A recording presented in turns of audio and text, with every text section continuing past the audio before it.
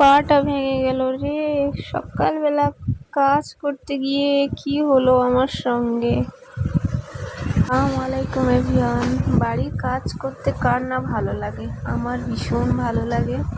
তো আমি চলে এলাম সকাল সকাল। প্রথমে আমি দাবা ঘাস সব ঝাড় দিয়ে তারপরে চলে এলাম উঠোনটা ঝাড় দিতে। তো তারপরে ভাবি যাচ্ছিল, ভাবি এক গাদা কাপড় জামা নিয়ে পুকুরে যাচ্ছে বাবুর কাপড় চোপড় ধুইবে বলে। তো তারপরে রান্নাঘরে এসে সবগুলো বের করে নিয়ে যাচ্ছি। তারপরে আবার অন্য একটা রান্নাঘরে গিয়েছি। আমার রান্নাঘরে তেমন কিছু করা হয় না, ওই টুকিটাকি একটু রান্না করে আর বর্ষার সময় রান্না করে, তাছাড়া এমনি টাইম বাইরে রান্না করে।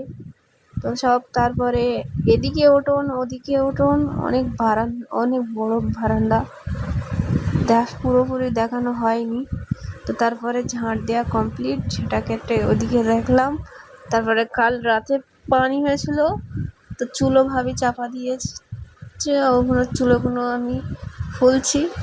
চুলো খুলে দেখি না, বাবা চুলো তো একদম এদিকে ভিজে এদিকে শুকনো। হাফ চাপা দিয়েছে, হাফ চাপা দেয়নি। কিছুই পারে না ভাবিরা, আমি সব পারি, আমি একা সব পারি, ভাবিরা কিছুই পারে না। আর এদিকে আবার আমাদের মুরগি ছিল, 3টে মুরগি। তো মুরগির এদিকে দৌড় খুলে দিচ্ছি সব। এদিকেও মুরগির ঘর আছে, আমার মা চতুর্দিকে মুরগির ঘর করে রেখেছে, কিন্তু মুরগি একটা দুটো বেশি নেই।